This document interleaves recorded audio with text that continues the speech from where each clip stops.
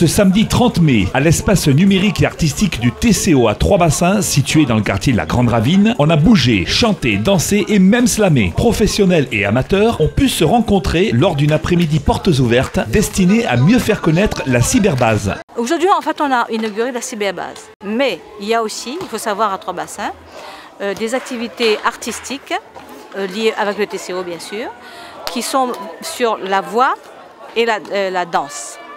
Donc on a appelé ça voix et on appelle ça mouvement. Des associations se sont inscrites par un appel à projet et il y en a 5 qui ont été retenues. Et donc ces 5 formations étaient là aujourd'hui pour expliquer ce qu'ils font, ce qu'ils proposent par rapport à un cahier des charges du TCO. Nous pensons et nous voulons que cette nouvelle façon de faire les choses évolue et fasse évoluer les gens qui viennent, qui s'approprient les lieux. C'est à eux et c'est pour eux. Ça concerne les 5 communes du TCO. À Trois-Bassins, ils vont accueillir les gens du TCO. Port, Possession, Saint-Paul, Trois-Bassins et le port. Beaucoup de gens ont besoin d'apprendre comment manipuler l'informatique, comment aller sur ces technologies nouvelles, on va dire. J'aimerais aussi avant tout que les gens sachent bien lire et écrire, qu'ils manipulent d'abord les mots et les lettres, après qu'ils viennent au cyberbase. Donc je pense que ça peut se faire en complémentarité. Trois-Bassins mérite d'être désenclavé, mérite d'être plus connu. C'est une petite ville très sympathique et très agréable. Et il faut que les gens viennent à Trois-Bassins, que les gens de Trois-Bassins s'approprient les lieux déjà et que les gens d'ailleurs viennent. Le maire de Trois-Bassins qui était là nous a accueillis avec chaleur et demande aux gens de venir. Alors cet espace propose différents ateliers donc, aux jeunes de Trois-Bassins, mais pas seulement, c'est-à-dire sur l'ensemble du territoire du TCO. Alors des ateliers de danse, des ateliers de chant, des ateliers de pratique musicale, des ateliers de chorale. Le bâtiment a été livré déjà il y a un certain temps, il a été livré il y a un peu plus d'1 an. Il abrite entre autres aussi, d'où l'aspect numérique, le N de numérique dans l'ENA, les cyberbases de Trois-Bassins qui sont installées depuis 1 an. Et aujourd'hui, nous assistons à la première journée porte ouverte avec les activités artistiques et les ateliers artistiques qui ont commencé mi-avril dans cet équipement mis en place par le TCO. Il y a un centre intercommunal d'enseignement artistique qui est actuellement en projet, qui sera construit à Plateau-Cailloux.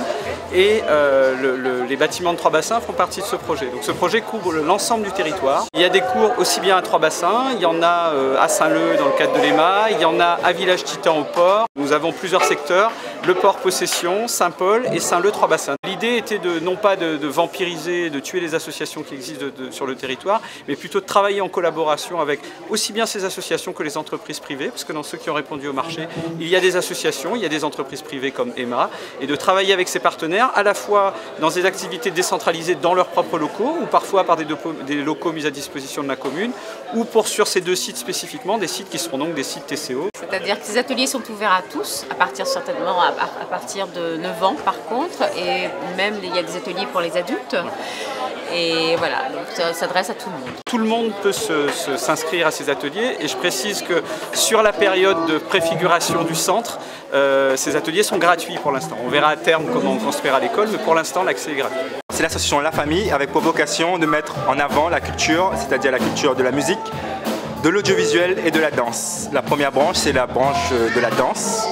C'est notre première activité, l'activité principale, dont la transmission de la danse, plus particulièrement le hip-hop et la danse contemporaine. Le hip-hop ne vieillit pas, au contraire, il rajeunit, il prend de l'ampleur, il évolue, parce que faut savoir que le hip-hop prend un peu ses énergies de partout.